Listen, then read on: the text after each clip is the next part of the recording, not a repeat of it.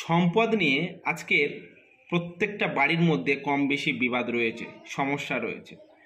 আবার অনেক বাড়ি রয়েছে বা ঘর রয়েছে যাদের মধ্যে কোনো সম্পদ নিয়ে বিবাদ নেই। আমরা প্রায়শই দেখতে পাই।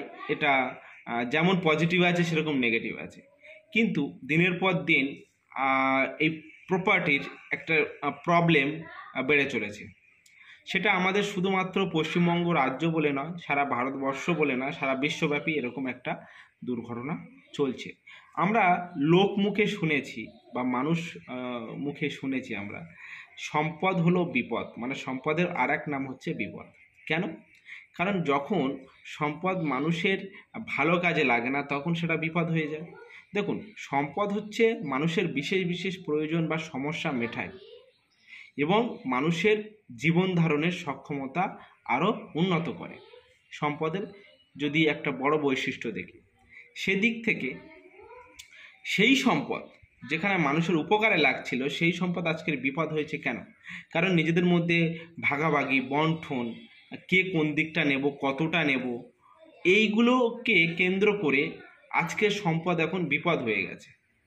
আর এই বিষয় আমাদের একটা মানে সমাজের একটা রোগের মতো জায়গা তৈরি করেছে। আমরা প্রত্যেকটা গ্রাম থেকে যদি ব্লক দেখি, জেলা স্তর দেখি, রাজ্য স্তর এবং যদি আমরা দেশের পুরোপুরি বিষয়টা দেখি, প্রত্যেকটা জায়গাতে এই বিবাদের বীজ বপন করা হয়ে আছে। তো এর কি কোনো সমাধান নেই? অবশ্যই সমাধান আছে।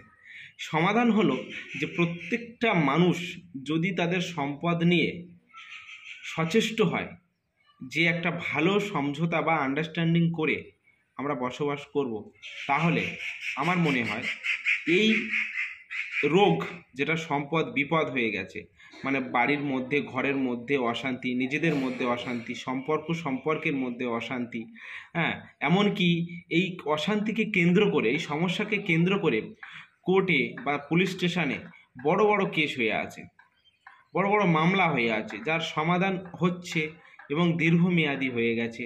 কোনো কোনো সমাধান দেখা যাচ্ছে অল্প টাইমের মধ্যে সমাধান হয়ে গেছে। তো এটা কি এই সম্পদের আজকের বিপদ? সেটা কিন্তু বারবারন্ত আমাদের সমঝোতা এবং আন্ডারস্ট্যান্ডিংয়ের উপর দাঁড়িয়ে আছে। যদি এটা নেগেটিভ দিকে যায়, মানে আমাদের বোঝাবুঝি, তাহলে তো সম্পদ বিপদ হবেই। আর যদি আমরা এটা ঠিকঠাক ভাবি যে প্রপার্টি প্রত্যেকের মধ্যে যে ঠিকঠাকভাবে বন্টন হয় এবং তা সবাই সমানভাবে উপভোগ করতে পারে, তাহলে কিন্তু বিবাদের পরিমাণ বা সমস্যার পরিমাণ কমতে থাকবে। এইবার আজকে আমরা এই শুধু একটা গ্রাম বা একটা ঘটনা করে আমরা দেখে বা বলে এটাকে উপস্থাপন করছি না। এটা কিন্তু প্রায়শই জায়গাতে কম বেশি ঘটছে। কিন্তু সেসব জায়গায় কি সমাধান হয় না? অবশ্যই সমাধান হয়। আজকে আমি অনেকগুলো কাগজপত্র নিয়ে বসেছি। এইটা একটা বড় সমস্যা রয়েছে এই প্রপার্টিটার। এই প্রপার্টির কি হয়েছে, এটা একটা টাইম দলিল হয় এবং সেই দলিল হয়ে যাওয়ার পর পুনরায় সবার নামে রেকর্ড হয়ে যায়, কিন্তু একজন ব্যক্তি রেকর্ড করতে পারেনি এবং সে এখন একটা লং টাইম চলে যাওয়ার পর রেকর্ড করতে যখন যাচ্ছে, তখন সেই জায়গা তার রেকর্ডে আসছে না। মানে যে জায়গাটা সে দলিল হিসেবে কিনেছে এবং দখলে আছে, সেই জায়গাটা রেকর্ডে পাওয়া যাচ্ছে না। যখন সে মিউটেশন অ্যাপ্লিকেশন করছে তখন কিন্তু সে পাচ্ছে না।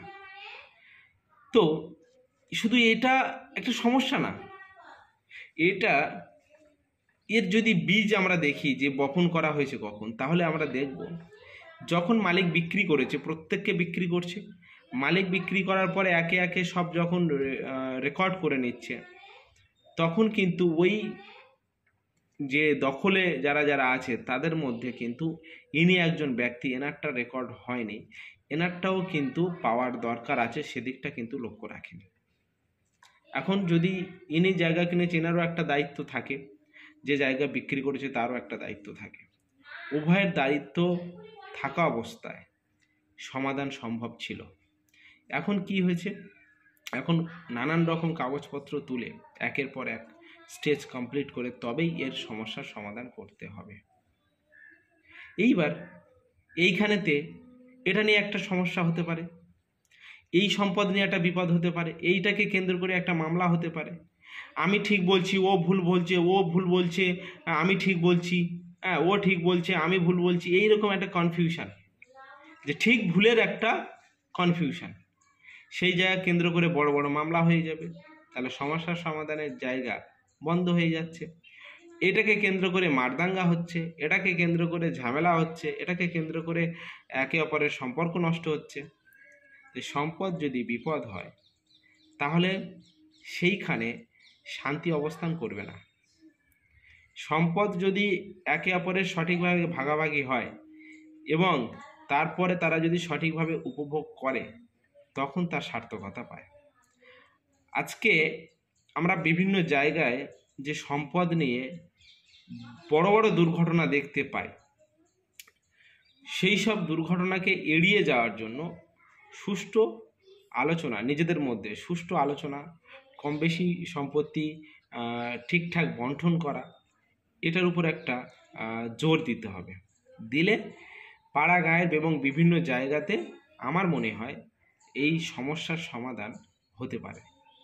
তা না হলে আরেকটা উপায় আছে, যে যারা এই জমির ম্যাটার বোঝে, যারা এই জমির বিষয়ে কাজকর্ম করে, আইনজীবী হতে পারে বা অনেক সাধারণ ব্যক্তি আছে যারা জমি সংক্রান্ত অনেক কিছু জানে বোঝে, তাদের কাছে গিয়ে সলা পরামর্শ করা উচিত।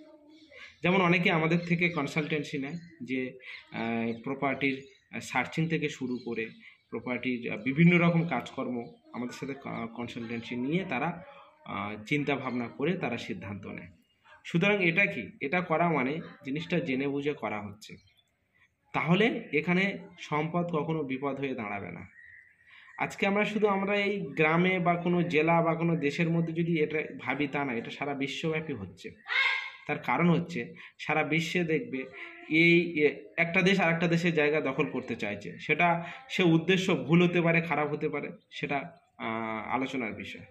তো তারপরে জায়গাকে কেন্দ্র করে একে অপরের সাথে যুদ্ধ চলছে, কিন্তু এখানে সমঝোতা বা সুষ্ঠু আলোচনা দ্বারা সম্ভব। কিছু কিছু জায়গা হচ্ছে, কিছু কিছু জায়গা হচ্ছে না। তো এর ফলে আমাদের মানুষ জীবন বা মানব জীবনে অনেক ব্যাঘাত ঘটছে। একটা সুন্দর আলোচনা বা সুষ্ঠু আলোচনাতে অনেক কিছু সমাধান হয়।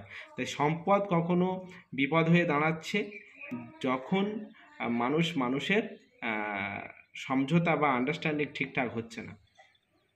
তো এই সব সময়ে সম্পদ কিন্তু বিপদ হয়ে দাঁড়াচ্ছে। আবার কখনো এই সম্পদ আবার মানুষের ভালো সমঝোতা এবং আন্ডারস্ট্যান্ডিংয়ে মানুষ ভালোভাবে উপভোগ করছে, জীবনযাপন করছে, সেখানে কিন্তু পরিস্থিতি স্বাভাবিক থাকছে।